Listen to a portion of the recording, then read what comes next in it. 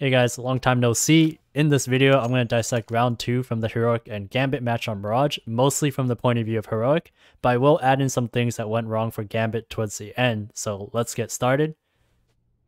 So we're going to start off with their initial setup. So right here, we're going to see a bit of a 3 mid setup. Ston, he's going to jump out towards window, he's going to drop the smoke towards the bottom of connector, and he's basically going to play in front of it. And by dropping the smoke here, it basically makes it so that the T's, they have to use a flash to clear this angle. They're not going to be able to use a Molotov since he dropped that smoke. Next, we're going to see Cadian. He's simply just going to post up at top mid through window room.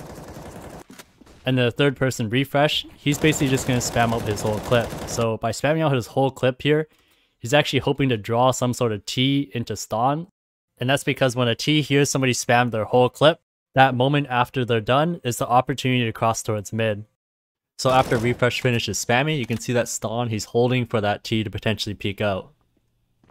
Now towards B at the start of the round, Tessus, he's basically just going to take a very safe angle. He's going to play on top of the boost box, spotting this angle like so.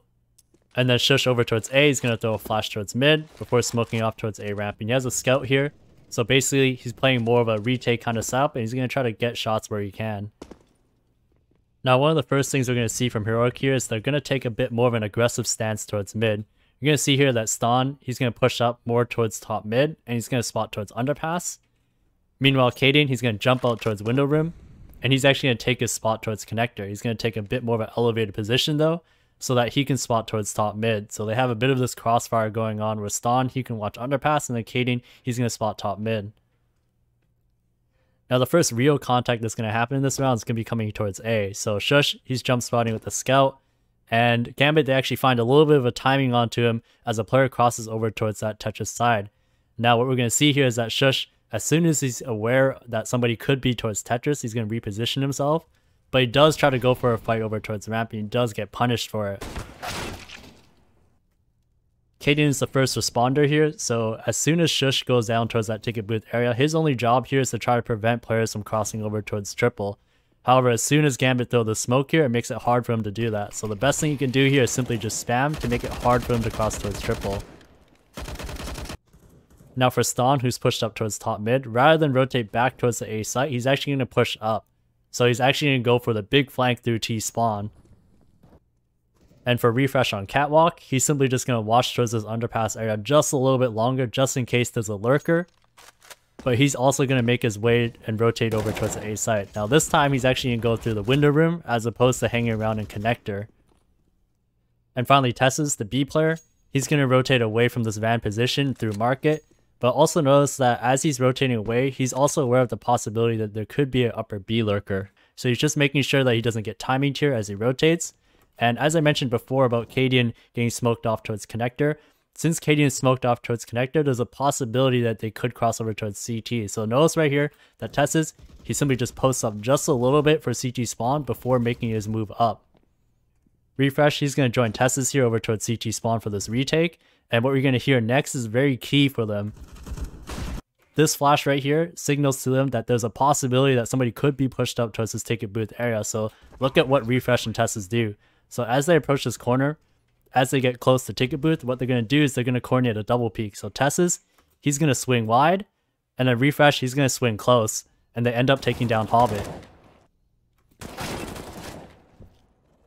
Now after they've cleared CT spawn, the next person to strike is actually Ston, who was on the big flank since the start of the hit. So here finally we're going to see him be activated. So after that kill from Tessus, you're going to see that Ston, he knows that he has good timing on his flank because he started from such an advanced position and then started pushing as soon as the hit started coming through. So he's able to get this first kill on the Nafany. And then Refresh and Tessus, they're going to push up towards CT spawn. Refresh is going to get taken down by Shiro at Palace. Ston, he's going to continue his push. He's going to find another kill into Inters towards triple. And then since now he knows that there's a player towards Palace, he's going to throw a Molotov there. And throughout this entire retake, Cadian, he's basically just holding outside this connector area, waiting for this flank to happen. So he's basically putting himself in a spot where he can spot the cat flank and as well as anybody who could be peeking towards window.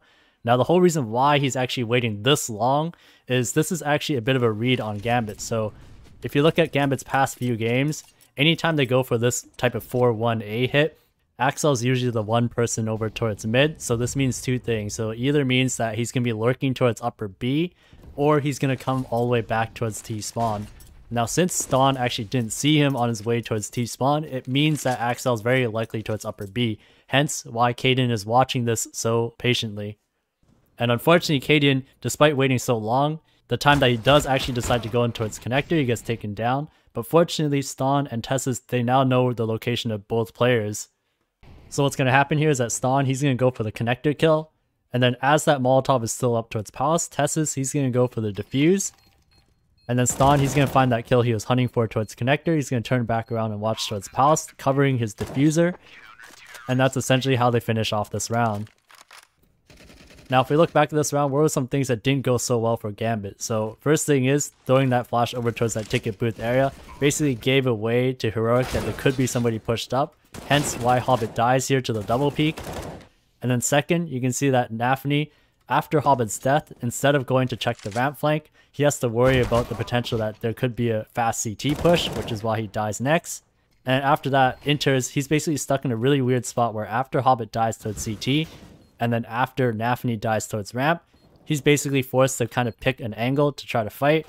And he's basically out in the open when he takes this duel against Ston, which he dies.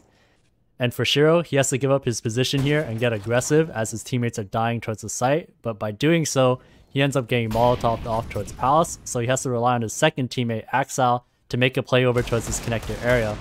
Axel does get a kill, but he's not even in a position to actually stop the bomb diffuser. So he ends up going down.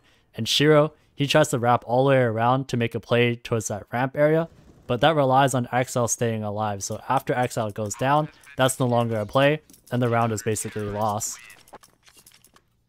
Now to finish off, I just want to talk about some of the finer things that happened in this round. So at the start of the round, I mentioned that the T's found a bit of a timing to sneak past Shush, and the timing they actually used was more so the smoke fade timing. So here, you're going to see that Nafny sits inside the smoke. As soon as it fades, that's when he starts moving out.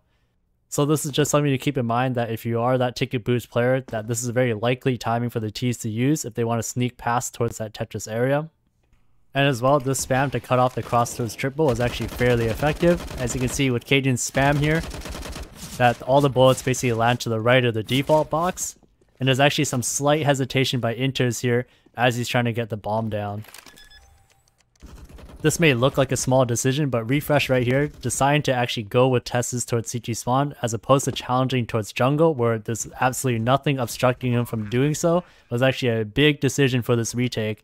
As you can see with this retake, just based on the map, you can see how this retake is going to pan out. Basically, these two people over towards CT spawn, they're going to aggress first, and then afterwards, Ston, he's going to come in from the back.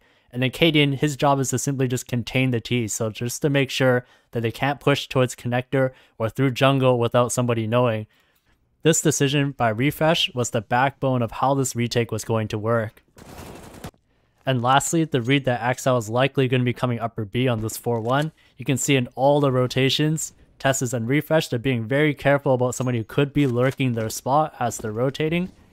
And even right here as well, Tessus, as he's creeping up towards CT spawn, the entire time he's looking towards that market position. Even after he does the double peek right here, after getting the kill, he looks back just to see if he's there. Same thing with Refresh. He looks back as well towards market just to see if the lurk is there.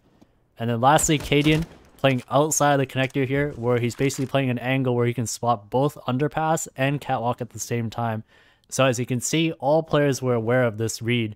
Now, although it doesn't pan out here as he still gets the kill into Cadian, it shows that Heroic definitely did their homework coming into this match. That's going to be it from me. Thank you guys so much for watching. If you guys liked what you saw, please like, subscribe, hit the notification bell for more future content. I will try to upload just a little bit more often these days, so please stay tuned. Thank you guys so much again. See you guys next time.